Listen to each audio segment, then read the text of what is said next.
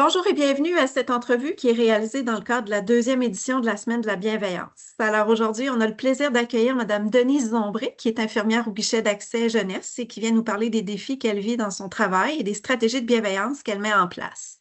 Bonjour et bienvenue, merci d'être avec nous. Est-ce que vous Bonjour. pouvez nous parler de votre rôle au sein de l'organisation?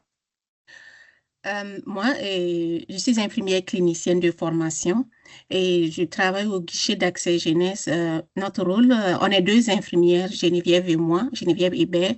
Notre rôle est de traiter les demandes des services en pédopsychiatrie.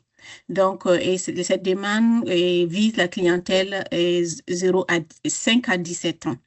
Donc, nous recevons les demandes des médecins de famille, des infirmières praticiennes et de, des pédiatres. Et après avoir lu la demande, et on regarde, on lit les demandes, on lit les références, on lit les évaluations faites par les différents spécialistes.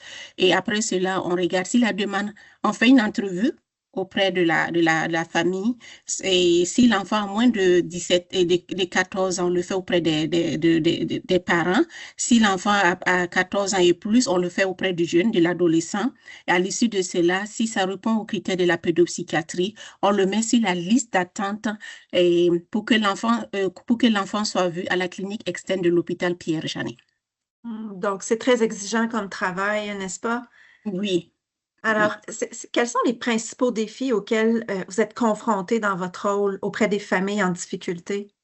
Et une des premières difficultés, c'est la charge mentale. Parce on écoute, on fait le défi, c'est l'écoute des difficultés vécues par l'enfant, de l'impuissance des parents et même de l'impuissance de l'école souvent. On cherche à savoir qu'est-ce que l'enfant a. Donc, on écoute, on, et, et pendant cette écoute, et veut pas, on est des êtres humains, ça vient nous chercher. Mm. Et à la fin de l'écoute, et il faut faire fi de ça et continuer avec la prochaine demande, ce qui n'est pas évident.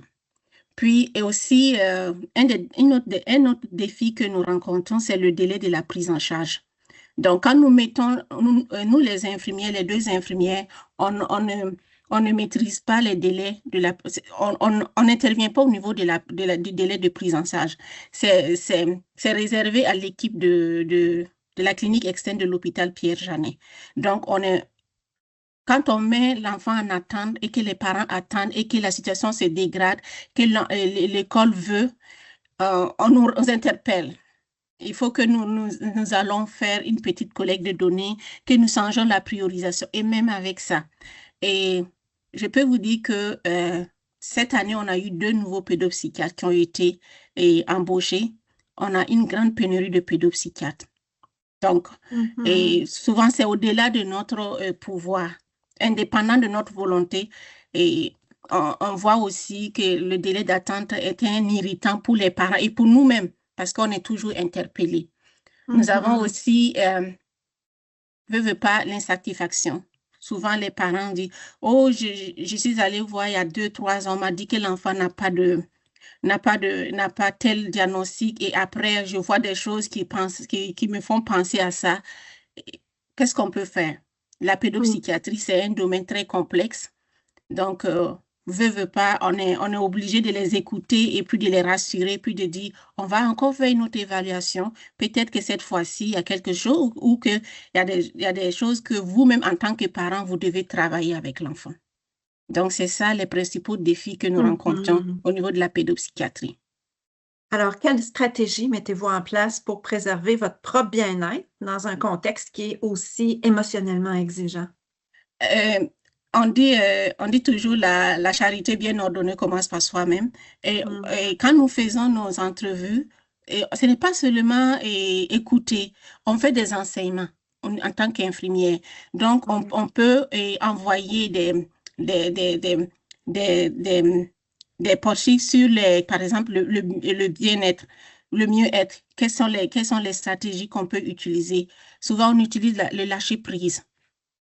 Et quand on finit, on se dit, on a fini, on ne doit pas penser à ça de la journée, on doit continuer. Ou souvent, et une des stratégies que ma collègue et moi, on utilise, quand on finit et puis c'est émotionnellement pesant, je peux dire à ma collègue, est-ce que tu as 5 minutes, on discute et puis on fait de la comédie et puis on reprend. On reprend. Puis, quand j'arrive à la maison en fin de journée, ce que je fais, j'ai dit, j'ai fait ce que j'ai pu faire à ma journée auprès de la clientèle. Je ne dois pas porter ça comme bagage toute la soirée. Je dois faire, c'est comme je fais, comme Une si je faisais coupure. une mise à zéro.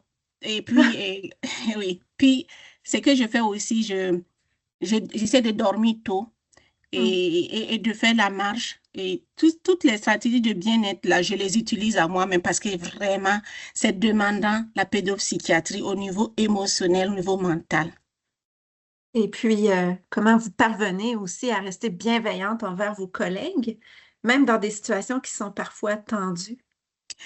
Euh, euh, Moi, habituellement, quand un collègue se comporte souvent et il pose des actes qui viennent souvent, qui viennent chercher ma sensibilité, je fais un blocage. Je me dis, peut-être que la personne ne s'est pas levée sur le bon pied. Peut-être que la personne traverse des moments difficiles. Je ne prends pas les choses personnelles. Mhm. Je ne prends pas les choses personnelles. Au contraire, j'essaie de comprendre. Et même souvent, je peux même voir la personne de manière entre lui et moi. Et puis, je lui demande, est-ce que ça va? Est-ce que je peux faire quelque chose pour toi?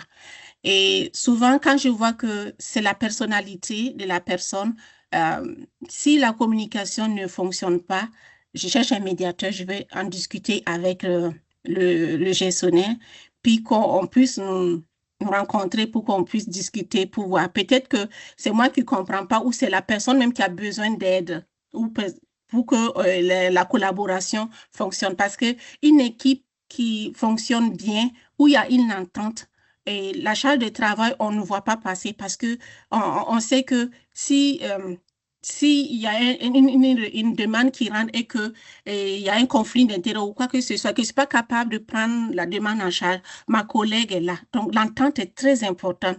Donc, la bienveillance est très importante et lorsque la collaboration se passe bien et on arrive à bien faire le travail. Donc, c'est le respect de l'autre, essayer de comprendre l'autre et aller chercher de l'aide si on voit que malgré toutes les stratégies on a utilisées, ça ne fonctionne pas. Moi, toujours quand je rentre en communication avec un collègue, je dis toujours bonjour, comment vas-tu? Et puis, si j'ai quelque chose à demander, je demande merci, bonne journée. C'est des petites choses comme ça qui égayent nos journées, moi, je pense. Hmm. Madame Zombré, merci pour ces judicieux conseils. Alors, merci d'avoir été avec nous. C'est un plaisir de discuter. Merci. Merci à vous.